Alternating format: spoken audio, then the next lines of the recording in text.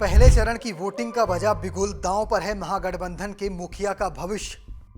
सम्राट चौधरी के काम और मैथिली ठाकुर के नाम पर होगी पहले चरण में वोटिंग।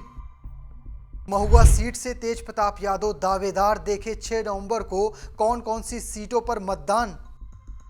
बिहार चुनाव में आखिरकार वो वक्त आ चुका है जिससे सत्ता पक्ष हो या विपक्ष सब डरता है। तमाम प्रचार, रोड शो और मेगा रैलियों के बाद अब जनता अगले 5 साल के लिए अपना नेता चुनेगी। आज यानी 4 नवंबर को पहले चरण की सभी सीटों पर चुनाव प्रचार थम गया है। 18 जिलों की 121 विधानसभा सीटों पर मतदान होगा। इसमें कई बड़े चेहरे अपनी अपनी किस्मत आजमा रहे हैं। इन्हीं में महागठबंधन के मुखिया तेजस्वी यादव भी शामिल हैं। इसके अलावा सम्राट चौधरी, तेज प्रताप यादव, मैथिली ठाकुर और मोकामा सीट पर अनंत सिंह और सूरज भान की पत्नी वीणा देवी भी किस्मत आजमा रही हैं। तो चलिए आपको इस वीडियो में इस चरण के बारे में विस्तार से दिखाता हूं।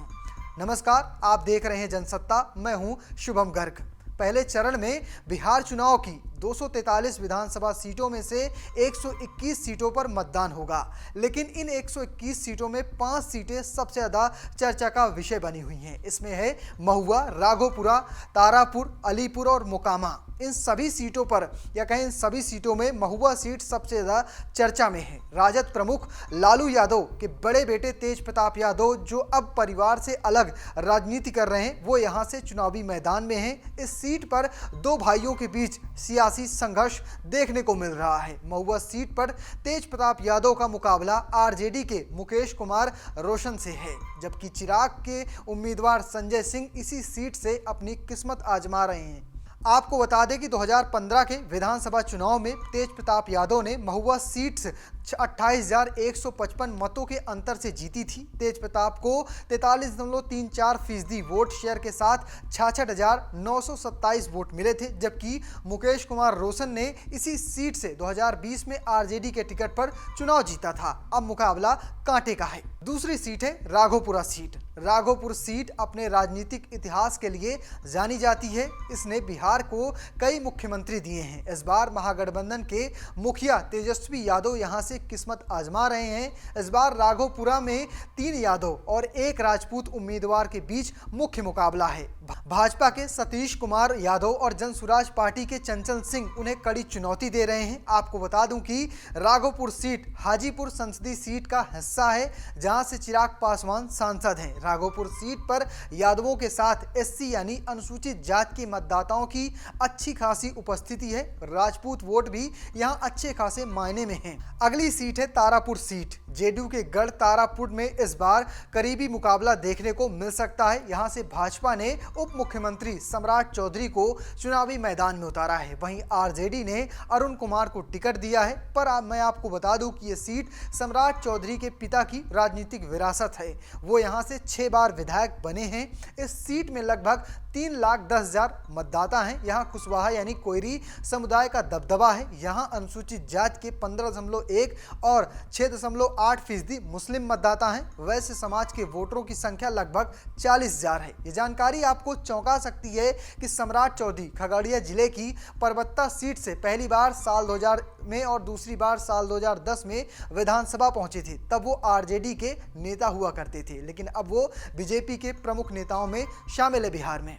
अगली सीट है अलीपुर सीट। अलीपुर पर सबकी नजर है। यहां से भाजपा ने एक बड़ा प्रयोग करते हुए लोक गायिका मैथिली ठाकुर को टिकट दिया है। उनका मुकाबला आरजेडी के विनोद कुमार मिश्रा से है। जनसुराज ने यहां से विप्लव कुमार को चुनावी मैदान में उतारा है।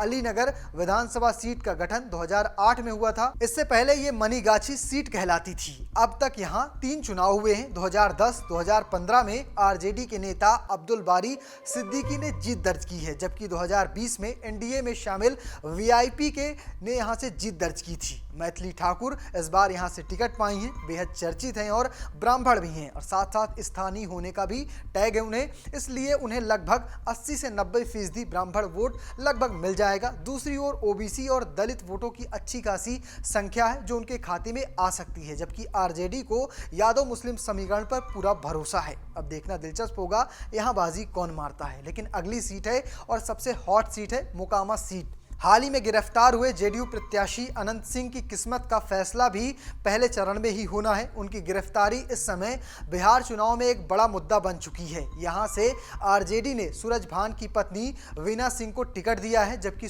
जन सुराज ने पीयूष प्रियदर्शी को उम्मीदवार बनाया है। मोकामा में लगभग 2.68 लाख मतदाता हैं, जिनमें भूमिहार, यादव, कुर्मी, धानुक और मुस्लिम पासवान प्रमुख जातियां शामिल हैं। जानकारी के अनुसार भूमिहार लगभग 22 से 25%, तो यादव करीब 20 से 22% हैं। कुर्मी, धानुक की आबादी 18 से 20% है और दलित, पासवान, मुस्लिम मिलकर करीब 30% के करीब हैं।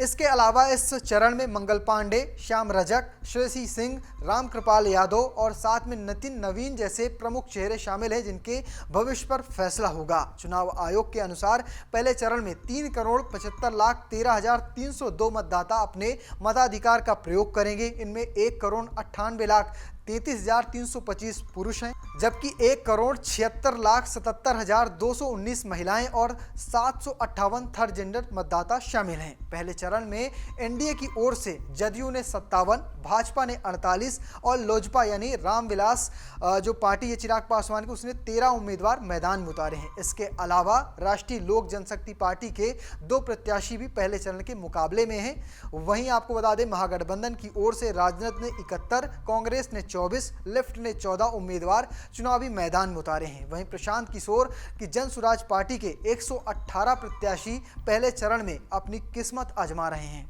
तो फिलहाल आपको क्या लगता है, इस बार बिहार में किसकी सत्ता आने वाली है? कमेंट बॉक्स में लिखिएगा और चैनल को सब्सक्राइब करना, पेज को फॉलो करना बिल्कुल मत भूलिएगा। धन्यवाद।